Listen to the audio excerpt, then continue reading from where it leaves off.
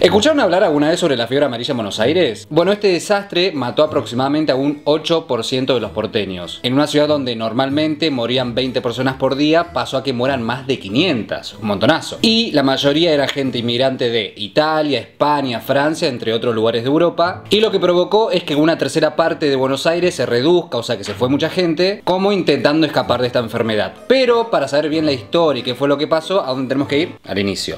Saluchi. ¿Vamos? Bueno, la fiebre amarilla es una enfermedad ocasionada por el mosquito del gen Aedes haemococcus y es frecuente en áreas tropicales y subtropicales como por ejemplo África y Sudamérica. Los síntomas son parecidos a lo de la gripe: tos, fiebre, vómito, dolor de cabeza, entre tantos más, apareciendo estos síntomas entre 3 y 6 días después de que te picó el mosquito. Y se llama así fiebre amarilla porque lo que provoca a la gente que está enferma es ictericia, que es esto que la piel y los ojos se te pongan amarillos. Esta enfermedad tuvo su origen en África y se cree que se vino a América con el tráfico de esclavos entre el siglo XVI y el siglo XVII. Esta enfermedad lo que provocó también fue epidemias en otros lugares, como por ejemplo en Nueva York en 1793, en Barcelona en 1821, y casi siempre atacaban a lugares con alta densidad poblacional debido al corto radio de acción de este mosquito. Pero en Buenos Aires, si bien tuvo lugar en 1852, 1850 y 1870, en 1871 fue la epidemia más devastadora. Bueno, la epidemia esta de 1871 se dice que se originó después de la guerra de Paraguay, la guerra de la Triple Alianza, cuando los soldados volvían en barco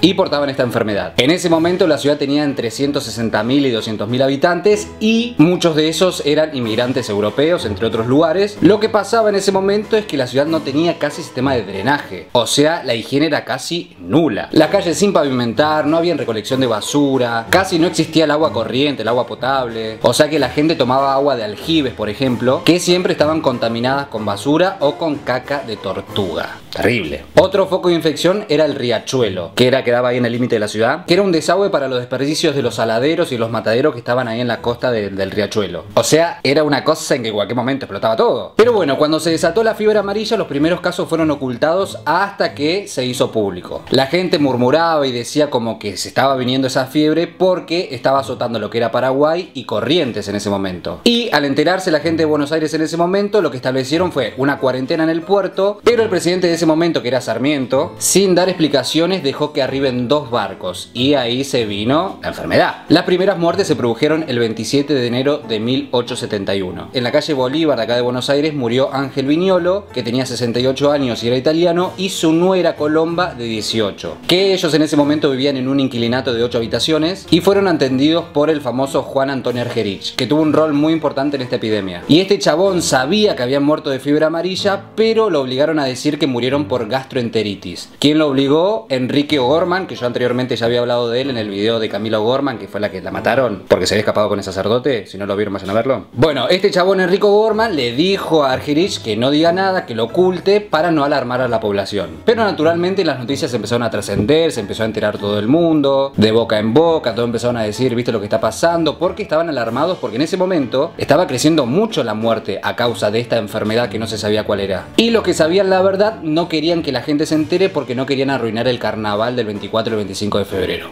Pavada. Sin embargo, el joven médico Eduardo Wilde lo que hizo fue enviar una carta al diario La República informando que se trataba de la fiebre amarilla o el vómito negro, que también era llamado de esa manera. ¿Por qué? Vomitaba negro. Bueno, la cosa es que pasaron los carnavales y las muertes empezaron a ascender. Casos y casos y casos. Pasaron de 40 a 100 muertes diarias. Pero las autoridades nacionales y provinciales que estaban en Buenos Aires en ese momento, por ejemplo Sarmiento, se fueron a la mierda, se escaparon. Este chabón agarró un tren y se fue a Mercedes y nos vimos. Y bueno, el foco infeccioso se desató principalmente en los barrios de San Telmo, Montserrat y La Boca, que era la zona sur de Buenos Aires, que en ese momento las familias más adineradas estaban ahí, tenían sus mansiones en esta zona. Pero en el avance de la enfermedad y que los casos iban subiendo, lo que hicieron fue abandonar sus mansiones y se fueron a sus quintas de Flores, Belgrano o a la zona alta de Barrio Norte y Recoleta. O sea que empezó un despoblamiento terrible, la gente empezó a disparar, nos vimos. La gente que podía, la gente rica, porque la gente pobre se quedaba en Buenos Aires tratando de pasar esta enfermedad. Y bueno, estas casonas que fueron abandonadas se convirtieron en palomares de la gente pobre. ¿Qué quiere decir esto? Que ahí surgieron los conventillos.